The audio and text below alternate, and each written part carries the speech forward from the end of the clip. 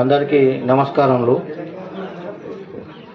ముఖ్యంగా ఈరోజు ప్రజాపాలన ప్రగతి ప్రణాళిక కార్యక్రమం 99 రోజుల కార్యాచరణ ప్రణాళికలో భాగంగా మన గ్రామంలో ఏప్రిల్ 2, 2006 నుంచి 2006 రోజు గ్రామసభ నిర్వహణకు విధి విధానాలు మరియు షెడ్యూల్ గ్రామసభ యొక్క లక్ష్యం ఇలా నిర్దేశించనైనది. ఈ గ్రామసభకు విచ్చేసిన గౌరవ సర్పంచ్ గారికి మరియు గౌరవ ఉప సర్పంచ్, గ్రామ పంచాయతీ పాలకవర్గం మరియు హై స్కూల్ హెచ్ఎం గారికి, అన్ని వివిధ శాఖల మన గ్రామ స్థాయి ఉద్యోగులందరికీ, గ్రామ ప్రజలకు, యువకులకు, పెద్దలకు అందరికీ నమస్కారాలు. ఇప్పుడు గ్రామసభ స్టార్ట్ అవుతుంది. అందరూ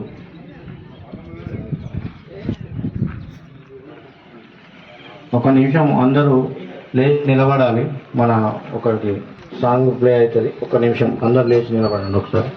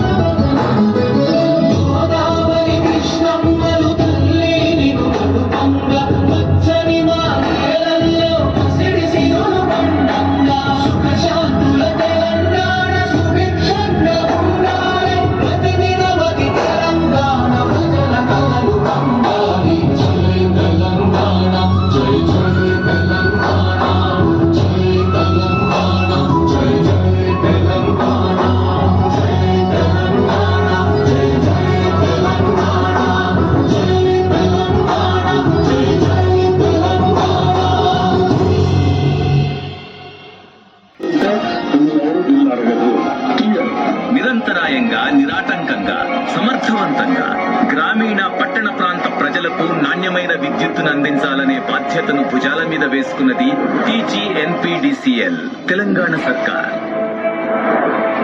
సర్కార్ నిర్దేశించిన బాధ్యతలను రాజీ పడకుండా నిర్వర్తిస్తూ అంతరాయం లేకుండా విద్యుత్ సరఫరా చేస్తోంది. ప్రతిష్టాత్మక గృహజ్యోతి పథకంతో సర్కార్ భావించినట్లే మహిళలకు గౌరవం దక్కుతోంది.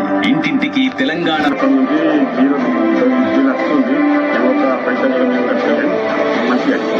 గృహజ్యోతి ప్రజల్లోకి వెళ్లిపోయిన గొప్ప పథకం. చిన్న చిన్న లోపాలు కూడా ఉండొద్దనేది ప్రభుత్వ సంకల్పం. ఒకవైపు విద్యుత్ అందుబాటు పెరుగుతోంది, మరోవైపు సామాజిక న్యాయం దక్కుతోంది. రెండింటినీ కలుపుకుని ఆర్థిక అభివృద్ధిని ప్రోత్సహిస్తూ సామాజిక మార్పులకు శ్రీకారం చుట్టింది సర్కార్. సకల జనుల సంక్షేమమే లక్ష్యంగా, రాష్ట్ర సర్వతోముఖాభివృద్ధే ధ్యేయంగా ప్రభుత్వం ప్రజలకిస్తున్న భరోసా ఇది.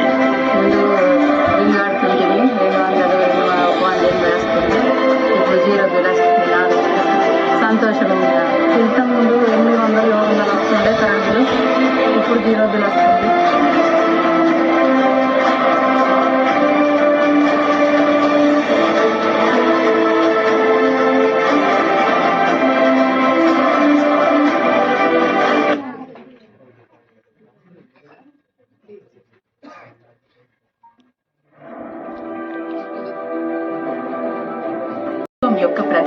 కార్యక్రమాల కింద పునరుత్పాదక ఇంధన వనరుల ప్రోత్సాహానికి ప్రాధాన్యత ఇస్తోంది. ఈ ప్రయత్నంలో భాగంగా గృహస్థాయిలో సౌర విద్యుత్తు స్వీకరణను ప్రోత్సహించడానికి మరియు ఆన్ గ్రిడ్ సౌర విద్యుత్ వ్యవస్థల గురించి అవగాహన పెంచడానికి ప్రతి గృహ విద్యుత్ సర్వీసు 2 కిలోవాట్ల on grid roof top solar plant కు ఉచితంగా అందించబడుతుంది మరియు ప్రతి వ్యవసాయ విద్యుత్ సర్వీసుకు 7.5 కిలోవాట్ల గ్రౌండ్ మౌంటెడ్ సోలార్ ప్లాంట్ ఉచితంగా అందించబడుతుంది. తెలంగాణ రాష్ట్రం మోడల్ సోలార్ విలేజ్ పథకం కింద 81 గ్రామాలను ముఖ్యమంత్రి గారి సందేశాన్ని మన స్పెషల్ ఆఫీసర్ గారు ఏఓ మేడం గారు వినిపిస్తారు. సందేశాన్ని చదివి వినిపిస్తారు.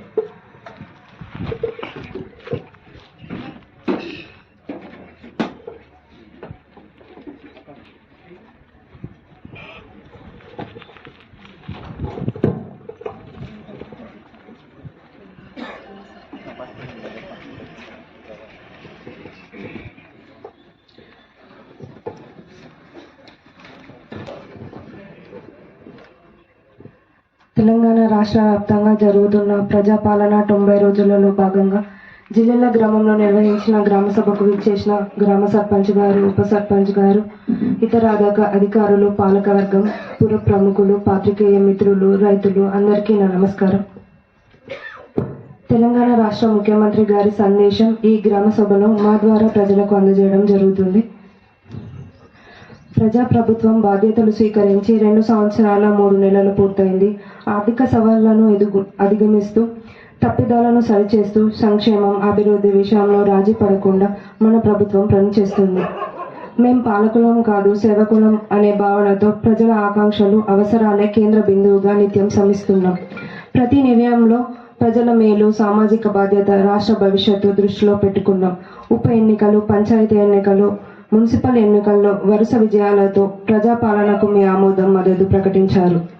మీరు ఇచ్చిన ఈ ఫలితాలు మా బాధ్యతను మరింత పెంచుతాం. ప్రభుత్వ పథకాలు అంటే కాగితాలపై కాదు, ప్రజల జీవితాల్లో స్పష్టమైన మార్పు తేవాలన్నది మా సంకల్పం.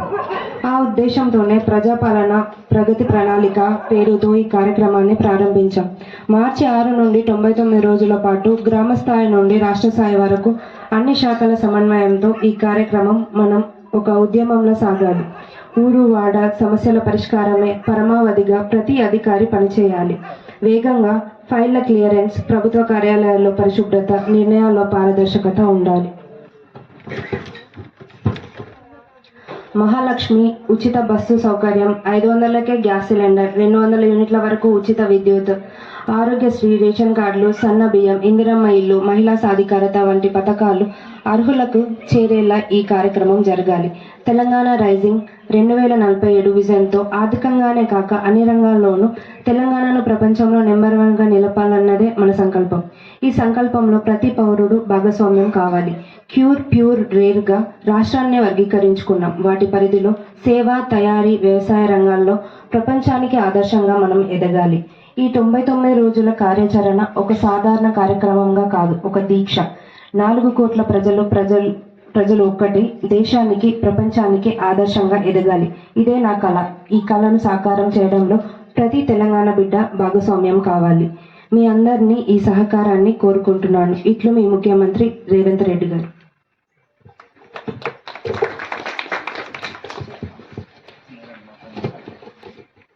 ఇప్పుడు మన గౌరవ సర్పంచ్ గారిని మాట్లాడవలసిందిగా కోరుతున్నాం. ముందుగా అందరికీ హనుమాన్ జయంతి శుభాకాంక్షలు. జిల్లాల గ్రామానికి విచ్చేసిన అధికారులందరికీ, అలాగే మన సీఎం రేవంత్ రెడ్డి గారికి, అలాగే మన హెచ్ఎం హై స్కూల్ మేడం గారికి, మన అగ్రికల్చర్ మేడం గారికి, అలాగే మన సెక్రటరీ రాజ్ సార్ గారికి, అలాగే మన ఉప సర్పంచ్ గారికి, మరియు పాలక వర్గం గారులకు, అలాగే ఆశాబాబులకు, వివో వాళ్లకు, మహిళా గ్రూప్ వాళ్లకు, ఇక్కడ ఉన్న ప్రతి ఒక్కరికి అందరికీ నా యొక్క నమస్కారం. ముఖ్యంగా తల్లి, తండ్రి, అన్నయ్య, దేవుడు, గురువు అయిన మా దుబ్బాక రమేష్ గారికి నా యొక్క నమస్కారం. మేము మేము ఈ ఊరు కోసం మీరందరూ మమ్మల్ని నాయకులుగా ఎదుర్కొన్నారు. కానీ మేము నాయకుడుగా అనుకోవడం లేవు. ఈ ఊరు కోసం ఒక సేవకుడుగా అనుకుంటున్నాం. దానికోసమే మేము నిరుక్షరం మా దుబ్బాక రమేష్ మాట ఇచ్చిన ప్రకారం ఇదే ఊర్లో ఉంటూ చెప్పిన పనులు చేసుకుంటూ ఒక సేవకుడిగా పనిచేస్తున్నాడు. ఈ గ్రామ సభ మరింతగా ముందుకు తీసుకుపోగలుగుతామని మాట ఇస్తున్నాం. ఈ అవకాశం ఇచ్చిన పెద్దలందరికీ very very thank you so much.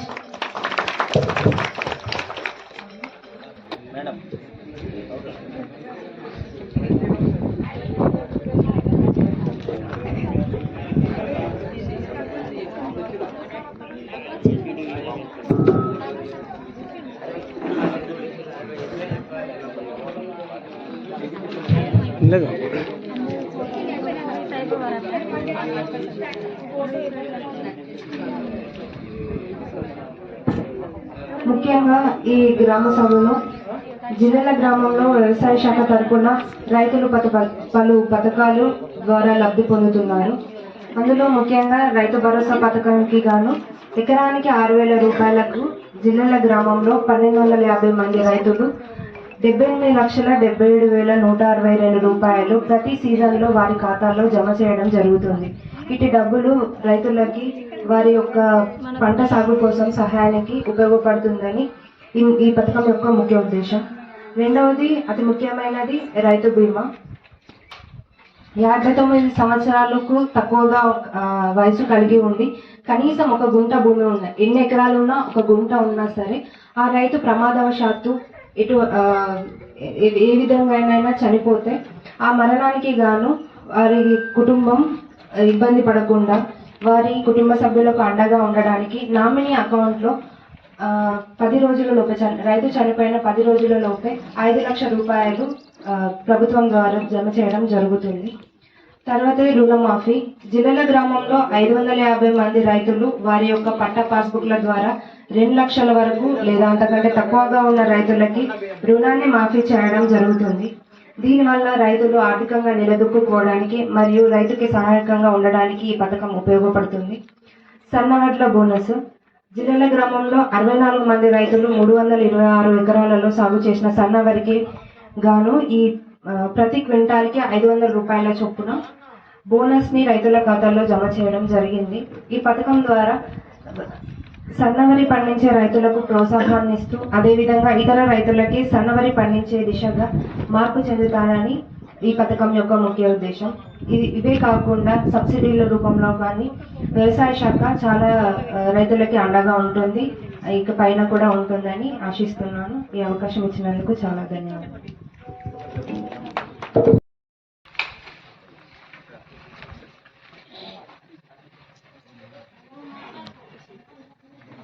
ఇప్పుడు మహిళా సంఘాల తరఫున గౌరవ సిసి గారు మాట్లాడవలసిందిగా కోరుతున్నాను. మరియు హెచ్ఎం వినయ్ గారికి, స్పెషల్ ఆఫీసర్ గారికి, మాస్టర్లందరికీ మరియు సెక్రటరీ గారికి, రైతులకు, మా వయస్సులందరికీ ప్రత్యేక ధన్యవాదాలు. మొదటిసారి గ్రామసభ జరుగుతుంది కదా. ఈ గ్రామసభలు ఏంటంటే మాకు ఇచ్చిన మహిళా సంఘాలకు సంబంధించిన వచ్చిన రుణాలు, సంఘ రకానికి బోనస్, ఇంధన చీరలు, తర్వాత గ్రామ సంఘం భవనం, ఈ 4 అంశాలపైన మేము మాట్లాడగలుగుతాం. ముఖ్యంగా ఏంటంటే రేవంత్ రెడ్డి గవర్నమెంట్ వచ్చిన తర్వాత మహిళా సంఘ సభ్యులు ఎవరైనా సభ్యులు సహజంగా చనిపోతే ఆ బ్యాంక్ లోన్ తీసుకున్న సభ్యురాలకి రుణమాఫీ జరుగుతుంది. ఉదాహరణకు 2 లక్షలు తీసుకుంటే 1,90,000 అవసరాన్ని సభ్యురాలు సహజంగా చనిపోతే ఆ 1,90,000 రూపాయలు రుణమాఫీ అవుతుంది. రెండవది, ఆ సభ్యురాలు సహజంగా కాకుండా హఠాత్తుగా అంటే అకస్మాత్తుగా అంటే యాక్సిడెంట్ చనిపోతే, ప్రమాదం చనిపోతే 10 లక్షల రూపాయలు బీమా కింద వర్తిస్తుంది. ఇది రేవంత్ రెడ్డి గవర్నమెంట్ గారు వచ్చిన తర్వాత గత సంవత్సరం స్టార్ట్ చేసి మార్చి 2025లో స్టార్ట్ అయింది. ఇప్పుడు దీని ద్వారా ఏంటంటే మహిళా సంఘాల సభ్యులు లేని వాళ్ళు కూడా సంఘాలు చేర్చుకొని వారికి ఆర్థికంగా శ్రీ ద్వారా కానీ, బ్యాంక్ లింకేజ్ ద్వారా కానీ, గ్రామ సంఘాల ద్వారా కానీ లోన్లు ఇస్తూ తిరిగి చెల్లించుకుంటున్నాము.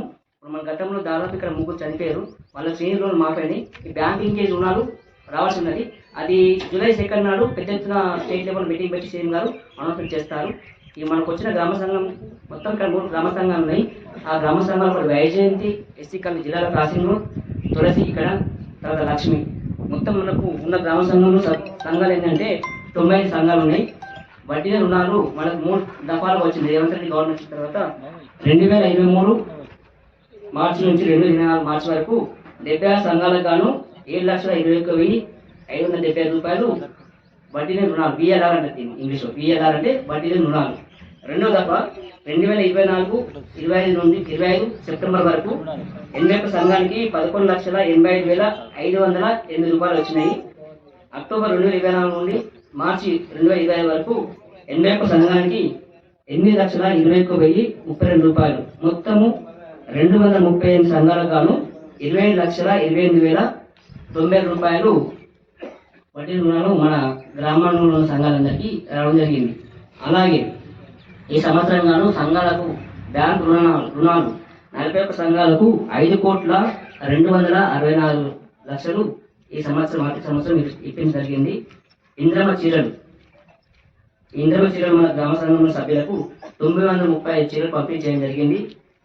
తర్వాత సన్న రకాలు రామల పంట మీద ఐకేపీ చేసింది మొన్న దాకా. మొన్న పంటకి ఏంటంటే 399 క్వింటాలకు గాను 9 మంది రైతుల ఖాతాలో 1,99,600 రూపాయలు రావడం జరిగింది.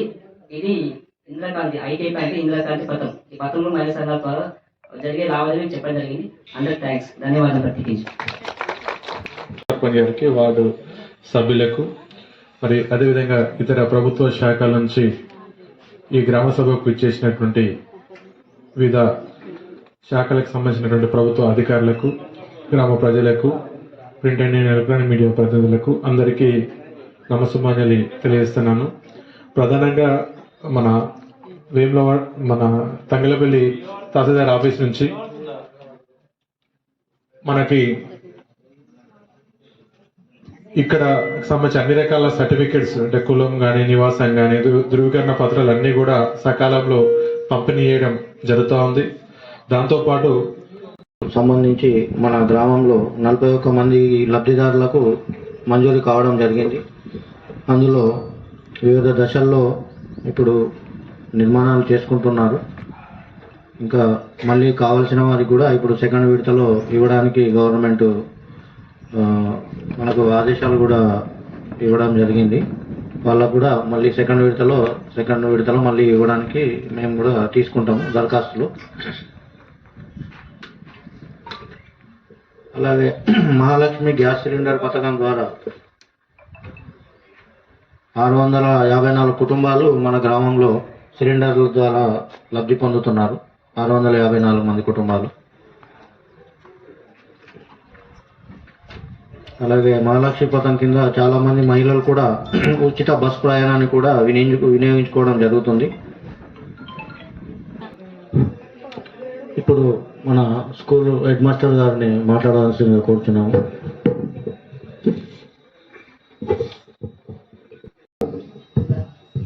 గ్రామ సర్పంచ్, ఉప సర్పంచ్, పాలకవర్గము, ఇతర అధికారులు, ఆశా వర్కర్స్, ఇతర గ్రామ సంఘాలు, అధికారులు, పాత్రికేయ మిత్రులు అందరికీ శుభోదయం.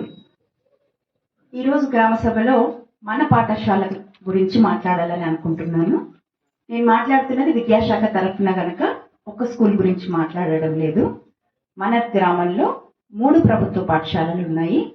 అంగన్వాడీ కేంద్రం ఉంది. ప్రీ ప్రైమరీ స్కూల్ కూడా ప్రారంభం చేయబడుతుంది. కనుక 3 సంవత్సరాల శిశువు నుంచి మొదలు పెడితే 10వ తరగతి పూర్తయ్యేంత వరకు ప్రభుత్వ పాఠశాలలలో ఏ సౌకర్యాలు ఉన్నాయో అవన్నీ విద్యాశాఖ తరఫున చెప్పాలని అనుకుంటున్నా.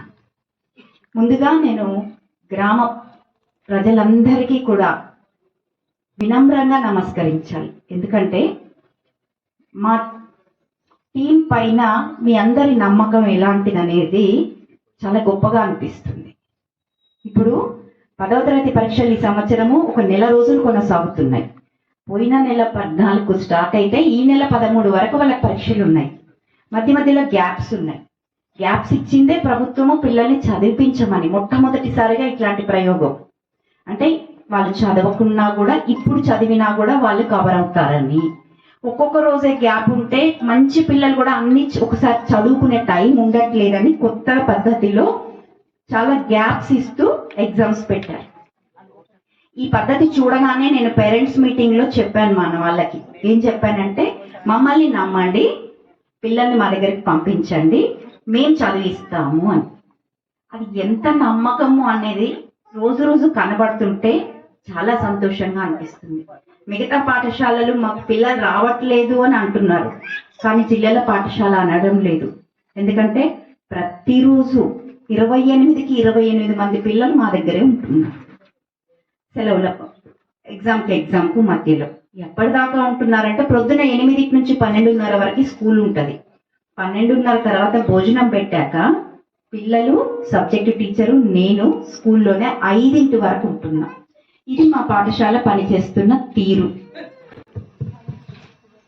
సభా వేదికను అలంకరించినటువంటి జిల్లెల్లా గ్రామ సర్పంచ్ తుబ్బాక రజిత రమేష్ గారికి, అదేవిధంగా మా వార్డు సభ్యులకు, అదేవిధంగా మా యొక్క జిల్లెల్లా గ్రామ ప్రజలకు, మాజీ ప్రజాప్రతినిధులకు, స్పెషల్ ఆఫీసర్ ఏఓ మేడం గారికి, హై స్కూల్ హెచ్ఎఫ్ మేడం గారికి, అదేవిధంగా జీపీఓ గారికి, ఐకేబీసీసీ బాలరాజ్ సార్ గారికి, అదేవిధంగా అన్ని డిపార్ట్మెంట్ అధికారులకు నమస్కారాలు తెలియజేస్తూ, మరియు జిల్లాల గ్రామ ప్రజల రైతులకు, యువకులకు, ప్రెస్ మిత్రులకు అందరికీ నమస్కారాలు తెలియజేస్తూ, ఈరోజు ఏప్రిల్ 2 గ్రామసభ ప్రభుత్వం ప్రతిష్టాత్మకంగా ప్రభుత్వం యొక్క పథకాలను ప్రజలకు చేరువ చేయాలనే ఉద్దేశంతో ఈ యొక్క గ్రామసభ నిర్వహించడం జరుగుతుంది. ఇందిరమ్మ ఇండ్లు కానీ, మహాలక్ష్మి పథకం కానీ, రైతు భరోసా కానీ, వివిధ కార్యక్రమాలు అన్నీ కూడా ప్రజలకు చేరువ చేయాలనే ఉద్దేశంతో ముందుకు తీసుకెళ్లడానికి ఈ గ్రామసభ నిర్వహించడం జరుగుతుంది. అన్ని డిపార్ట్మెంట్ అధికారులందరూ కూడా తమ తమ డిపార్ట్మెంట్ల అభివృద్ధి కోసం తమ ఇన్ఫర్మేషన్ను చెప్పడం జరిగింది. జీపీఓ గారికి మరియు ఐకేపీసీసీ గారికి, మా హై స్కూల్ మేడం హెచ్ఎం గారికి అందరికీ పేరు పేరున కృతజ్ఞతలు తెలియజేస్తూ ముగిస్తాను. Thank you. సర్పంచ్ గారికి, మన అలాగే ఉప సర్పంచ్ గారికి, పాలక వర్గానికి, అలాగే మన ఏఈఓ మేడం గారికి, మన సిఇఓ గారికి, అలాగే మన విపిఓ గారికి, ప్లస్ మన ప్రెస్ మిత్రులకు, అలాగే మన మహిళా గ్రూప్ ప్రెసిడెంట్ల వారికి అందరికీ పేరు పేరున ధన్యవాదాలు చెప్తాను. ఎందుకంటే మన ప్రజాపాలన 99 రోజులలో మనం వేసిందంటే ప్రణాళికలా ఇందిరమ్మ ఇండ్లు 41 వచ్చినాయి, 4 కట్టలేదు. ఆల్రెడీ ఇంకా దాదాపు ఒక 6 ఏమో ఉన్నాయి పెండింగ్ లో. అది కూడా ఈ వారంలో సర్పంచ్ గారికి ఇస్తారు.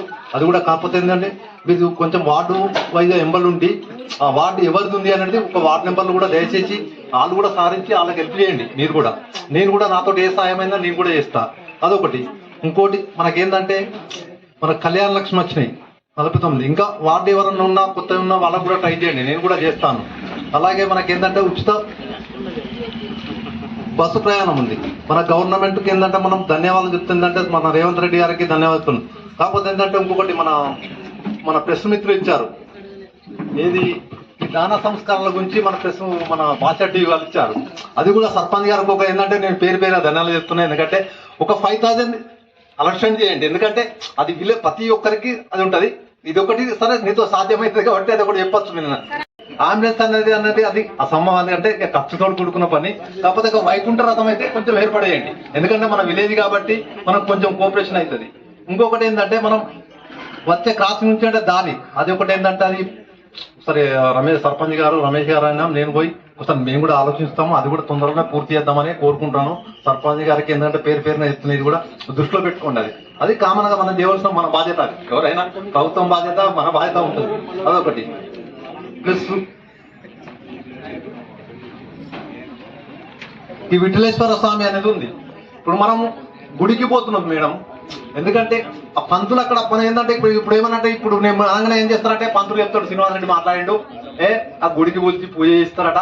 ఈ శ్రీనివాస్ రెడ్డి ఒకటే మాట్లాడిండు. శ్రీనివాస్ రెడ్డికి ఏమొచ్చిందే, భలే ఉన్నాడు. ఆయన పూజ చేయకుండా ఏమైనా పోతాదా, కొంప ఉంటుందా అంటారు. ఒకటే ఏంటంటే పూజ చేయించండి సర్పంచ్ మీరు. కాబట్టి నేను కూడా వస్తాను, నేను కూడా మీ ఎంబడి ఉంటా, పనిచేస్తా. ఇది ఒకటంటే మన పూజ చేసే ధర్మం అది. మన ఊరికి ఏంటంటే ఈ పాలక వర్గం ధర్మం, నేను కూడా రావడానికి ధర్మం. ఇది ఎందుకంటే ఇంపార్టెంట్ క్వశ్చన్. మన ఊరికి ఎంత పూజ ఇంపార్టెంట్. సరే దానికి ఏం ఖర్చైనా మనం కూడా సాధ్యమైతే ఎవరికి చేద్దాం.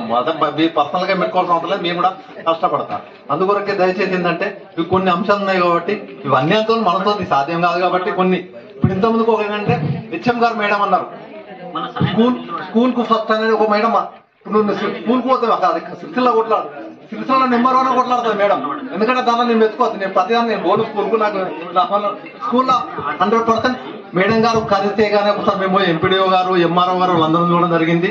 కాకపోతే ఏంటంటే ఈ పిల్లల బాధ్యత ఏంటంటే వస్తురా లేదా తల్లిదండ్రులు చూడడం బాధ్యత.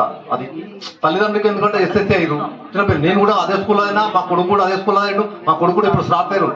కాకపోతే ఏంటంటే మీ తల్లిదండ్రుల బాధ్యత ఏంటంటే స్కూల్ పోతున్నా లేదా, చదువుతున్నా లేదా, టీవీ చూస్తున్నా లేదా.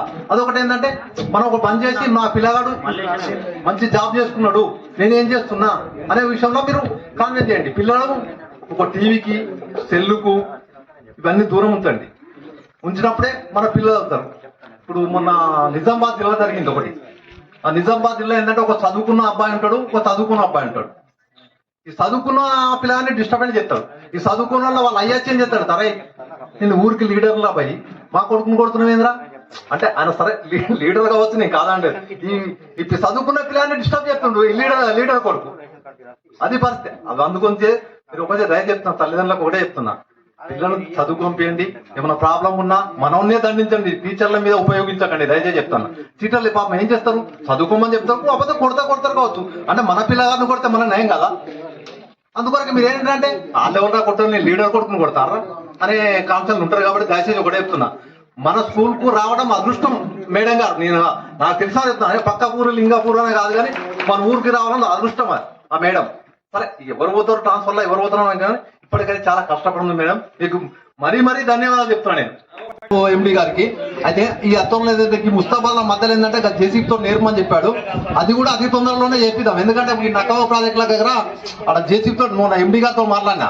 మీరు అన్న క్వశ్చన్స్ ఏంటంటే ఎండి గారితో బస్ ఎండితో మాట్లాడితే ఈ నక్కవ ఒక సైడ్ ఒరుగుతుందట. అది దాన్ని ఏంటంటే ఒకసారి జేసీబీతో మాట్లాడమన్నాడు. అది త్వరలో మేము ఇద్దరం కలిసిపోయి చేయించి ఆ పని చేస్తాం. మీరు అన్న దానికి మేము ఒక వారం 10 రోజుల్లో కంప్లీట్ చేపిస్తాం. అది నా బాధ్యత. చేద్దాం, అది 100% చేద్దాం. అదే చేద్దామంటుండే.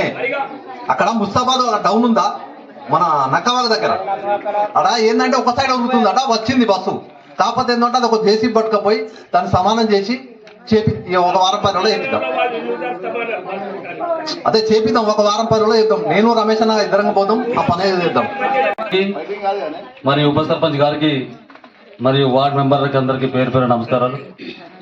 ఇది మన గ్రామ అభివృద్ధి చెందుతున్న తరుణంలో మన గ్రామం విస్తరించిన మన శ్మశాన వాటిక అనేది మధ్యలో అయిపోతుంది. అటు క్రాసింగ్ మధ్యలో మన ఊరు దగ్గరలో ఈ శ్మశాన వాటిక వల్ల కొంచెం ఇబ్బంది అవుతుంది. అదే వాసన కానీ మళ్ళీ చిన్నపిల్లలు భయపడడం కానీ మహిళలు భయపడడం కానీ జరుగుతుంది. దయచేసి పాలక వర్గం గ్రహించి ఆ శ్మశాన వాటికను మనకి ఏదైతే అందుబాటులో ఉందో ఊరు బయట సమకూర్చాలని దయచేసి వేడుకోవడం జరుగుతుంది. మరియు 30 సంవత్సరాల నుంచి మన క్రాసింగ్ కూడా బస్ స్టాండ్ ఉంది. అది కట్టి 30 సంవత్సరాలు అయింది కానీ ఒక్కసారి కూడా ప్యాసేజ్ వచ్చి కూర్చొని దాని నిరుపయోగంగా మారిపోతుంది. దయచేసి ఆ గ్రామ పంచాయతీ అది బస్ స్టాండ్ కూడా మన సర్పంచ్ గారు పాలక వర్గం పట్టించుకోవాలని నా ముఖ్య కోరిక. Thank you. అందరికీ నమస్కారం. జిల్లాల గ్రామ సభ సమావేశంగా ప్రిన్సిపాల్ గారికి, అలాగే గౌతమ్ గారికి, గ్రామ ప్రజలకు, అందరికీ వివోలకు, మహిళా సంఘాలకు అందరికీ నమస్కారం తెలియజేస్తూ, అన్న ఏదైతే ఇంతకుముందుకు చిన్న మాట్లాడినా బస్సు విషయంలో మొన్న నేను ఆల్రెడీ ఇప్పుడు ఆర్ఎం గారికి, అలాగే ఉప సర్పంచ్ గారికి, మన ప్రిన్సిపాల్ గారికి, అలాగే గౌతమ్ గారికి, గ్రామ ప్రజలకు, అందరికీ వివోలకు, మహిళా సంఘాలకు అందరికీ నమస్కారం తెలియజేస్తూ, అన్న ఏదైతే ఇంతకుముందుకు చిన్న మాట్లాడినా బస్సు విషయంలో మొన్న నేను ఆల్రెడీ ఇప్పుడు ఆర్ఎం గారికి బాబు నేను చెప్పేదానికి నేను ఆశ్రయిస్తున్నా. కొంచెం మీరు కొద్దిగా మెల్లగా మాట్లాడినా అంత మన కుటుంబం ఇది లొల్లు కూడా ఏం రాదు. ఒక్కొక్కరు స్లోగా మాట్లాడితే దాన్ని పరిష్కారం అయితే కొత్త సైనం మీకు దానికి చెప్తా సమాధానం చెప్తాను నేను చేసేది. ఆల్రెడీ ఎండి గారికి, మన ఆర్ఎం గారికి బాబు ఆర్ఎం గారికి ఆల్రెడీ ఇచ్చేసినాం. లేదా ఇచ్చిన ఒక టైం పడుతుంది అనేది పున్నప్రభు గారు వాళ్ళ ఓఎడి కూడా మాట్లాడిండు. అందులో సినిమా కూడా 2 సార్లు గుర్తేసిండు. అక్కడ ఎవరికి చెప్పు మా ఎండి మన ఆర్ఎం గారికి ఇట్లా అది కూడా త్వరలో అవుతుంది బాబు. ఇంకోటి ఎస్బీఐ బ్యాంక్ కూడా ఎస్బీఐ మేనేజర్తో మాట్లాడితే ఏమంటే ఇది ఏదో మేము ఇక్కడ నీ అబద్ధం ఉన్నది చేయొచ్చు. ఎందుకంటే ఏదో ఇప్పుడు టైం పాస్ అయితే చెప్పిన ఒకరి పోతే అందరికీ ఇక్కడ వంగ దిగుతారు. అది ఎస్బీఐ బ్యాంక్ కూడా మళ్ళీ మీరు చెప్తున్నా అడగకుండా చెప్తున్నా. ఎస్బీఐకి గ్రామ పంచాయతీ పాలకుల తరఫున లెటర్ తీర్మానం చేసి ఇచ్చినాం. ఇస్తే అది ఆర్బీఐ నుంచి వెళ్ళి అప్రూవ్ రావాలి కాబట్టి కొంచెం టైం పడుతుంది అని చెప్పి ఎస్బీఐ బ్యాంక్ 100% మేము బోయలో కూడా నన్ను తొందరనే తీసుకొచ్చే బాధ్యత మాది. బస్సు కూడా తీసుకొస్తాం బాబు. కొద్దిగా అడిగేటప్పుడు ఇందోలు ఏదో పాలకవర్గం ఇందోలు గ్రామ సభలో లొల్లుకున్నారు కాదు. ఒక్కొక్కరు మై వరకు నీట్గా మాట్లాడితే మీరు నీట్ చెప్తే దాన్ని కొద్దిగా తెలిసి తెలియకుండా తప్పులేదు తీసుకుంటారు. వాళ్ళు కూడా మీరు అంటే కొద్దిగా కోపంగా అయిపోకూడదు. చెప్పురు మీరు అడిగా అందరికీ అడిగే హక్కు ఉంది కాబట్టి ఊరు మనది కాబట్టి కుటుంబం దగ్గర ఈ 2 బస్సు విషయం మాత్రం తొందరనే సీనియర్ లెవెల్ పోయి తర్వాత ఇప్పుడు ఎవరితో ఉంటే వాళ్ళతో చేసి బస్సు తీసుకొచ్చే బాధ్యత మనది. అలాగే అన్న ఇంతకుముందుకు కనకన్న చెప్పింది కదా, కనకన్న అది కొద్దిగా అది బాగా ఆలోచించి స్టెప్ వేయాలి. ఎందుకంటే అందరికీ మీరు చెప్పింది బాగానే ఉంది కానీ స్పష్టమైన వాటికి అది ఆలోచించి ఎందుకంటే అది అక్కడ ఉంది కాబట్టి మళ్ళీ వేరే ప్లేస్ ఉండదు కాబట్టి ఇలాంటివన్నీ కొద్దిగా మీరు సలహాలు ఇస్తే చేస్తామే తప్పకుండా.